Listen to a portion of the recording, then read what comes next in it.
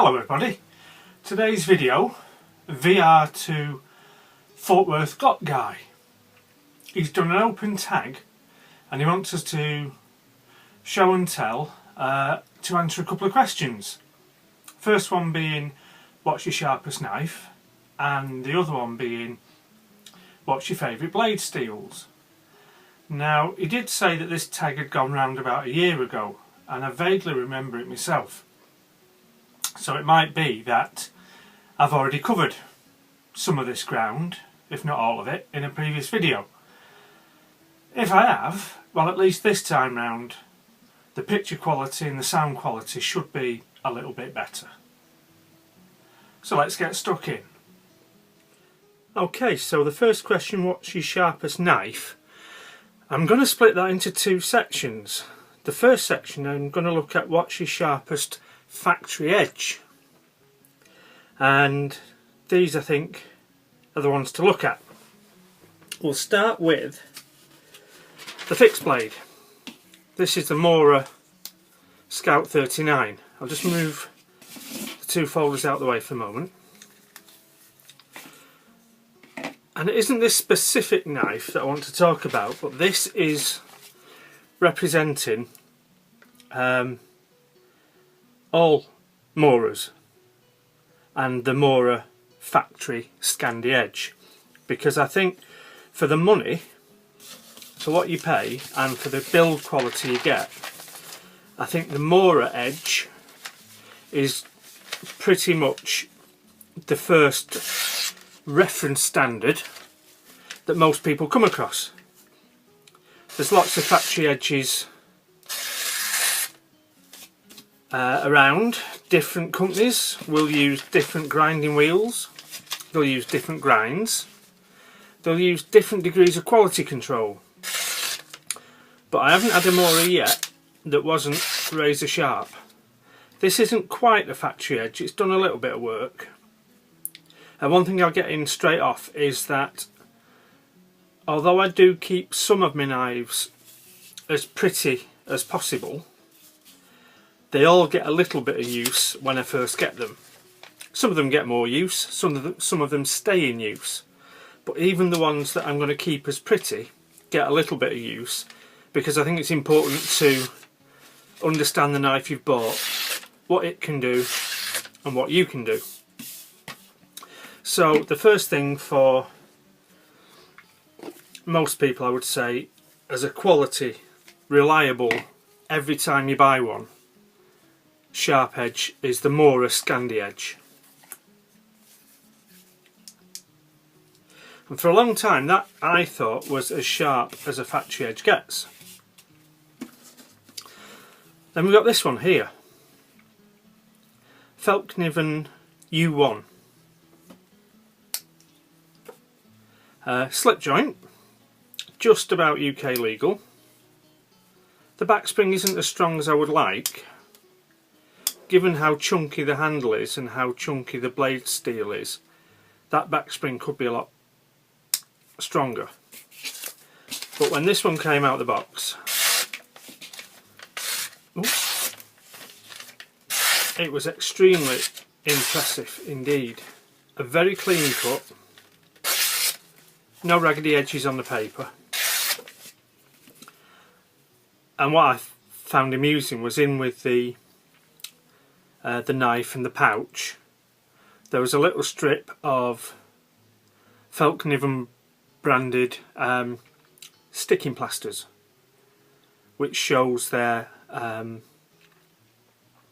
confidence in their edges. So that was quite impressive. Then a little while later, I got this. So this was, I should have said shunter, this is laminated 3G I think, and the camera may just pick up the lamination line there.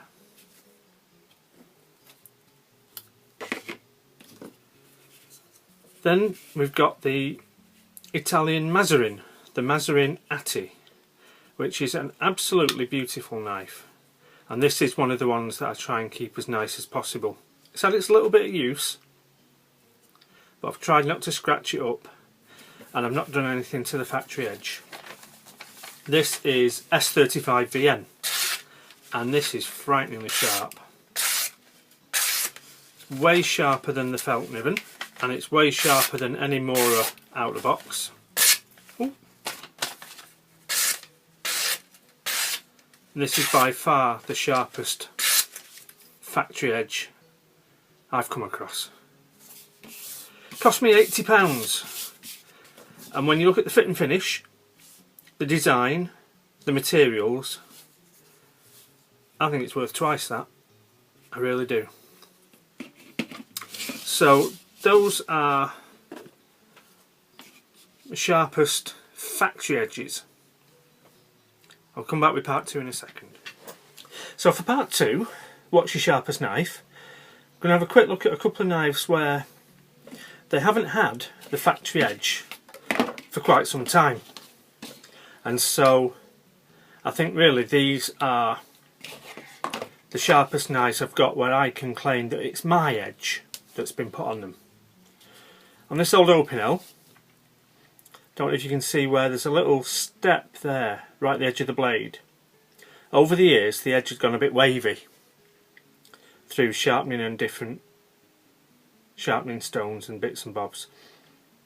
So I ground it back by hand on a cheap pound shop diamond stone to give me a nice new straight edge. So we get another piece of paper, and obviously being a nice thin flat grind, you can get a lovely edge on that as well.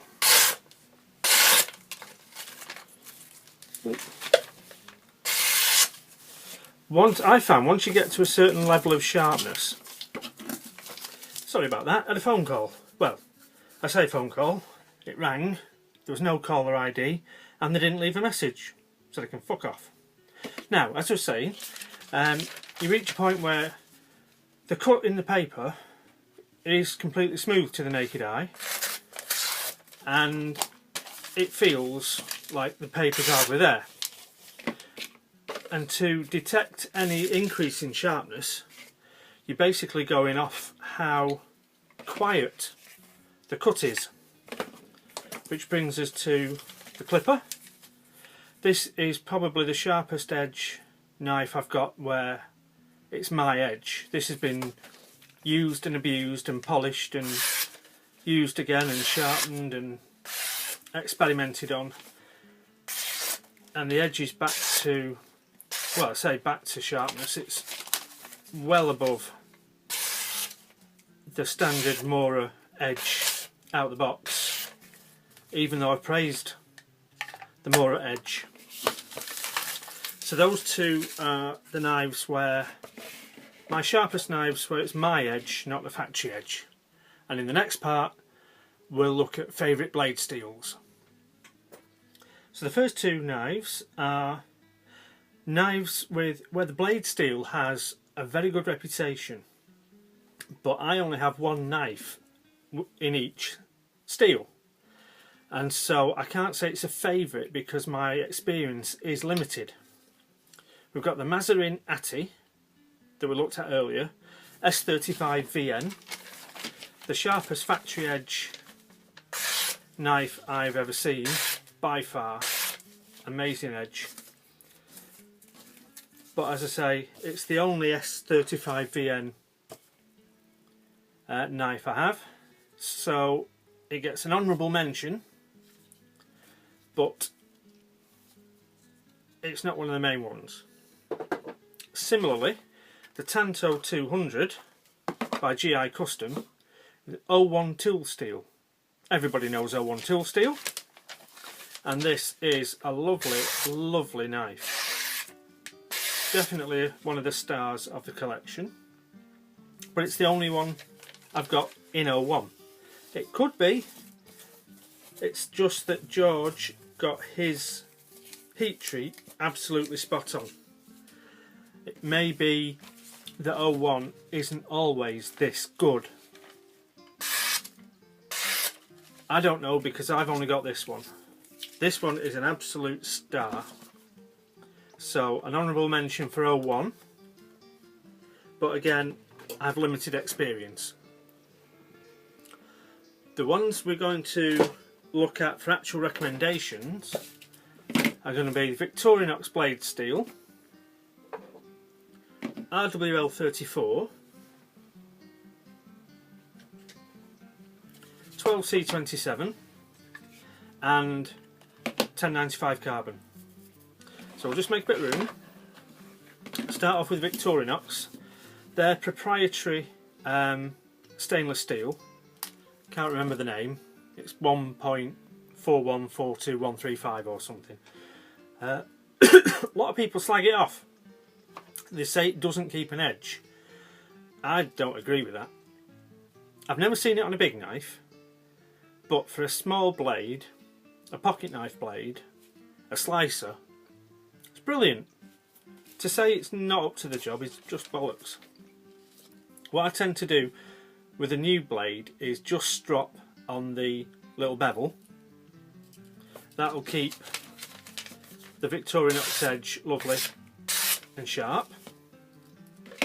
But then on a knife where it's had a lot of use and the blade's getting scratched up and needs proper sharpening, I tend to sharpen it flat. So there's no terminal bevel and cuts like a razor. And just a little bit of detail for any proper serious collectors out there, the new one, or newer one, tang stamp, Victorinox Swiss made stainless, and then on the Old Faithful, Victorinox Switzerland stainless rost fry. On the other side of the new one, Officier Swiss. On the other side of the old one, Officier Swiss and the crossbow. So, for the detail freaks out there, that's the shiny new one. That's the old one that I actually use more than anything, I would imagine. Next mention is 12C27. Another steel that a lot of people tend to disregard because it's not very high tech. It's very common on European knives, particularly European pocket knives. It's an excellent all-round stainless steel. It takes a scary edge and it's easy to sharpen and it's got good rust resistance, and I like it. I think you should like it too, if only for the simple reason that it won't put the price of your knife up like ZDP, which I haven't got any of that. Next one, RWL34 stainless steel. This is probably the most high-tech steel I've got at the moment. No ZDP, no CPM 154, no VG10, but this is a good hard stainless. It's 60 to 62 Rockwell. I've got this Lagiole and I've got a Carrisuando Scandi knife, and it's a lovely, lovely steel. So that's that one. Shift some of the debris. And then finally, one that I can't recommend highly enough, 1095 carbon. I live in the north of England, I don't live near the coast, so it's not an aggressive atmosphere. Humidity is only ordinary, it's not a salt breeze. I don't live or work in an extreme environment. I know some people do, and some people just can't buy knives in 1095 because they just rust as soon as they take them out of the house, and sometimes even they'll just rust in the house. You live in a swamp, and some people do. But for me, all I need to do, and I think all that most people need to do, is when you use your 1095 or other high carbon steel blade, wipe it on your trousers, wipe it on an oily rag, strop it every now and again, and it's perfect. An absolute perfect steel within user parameters.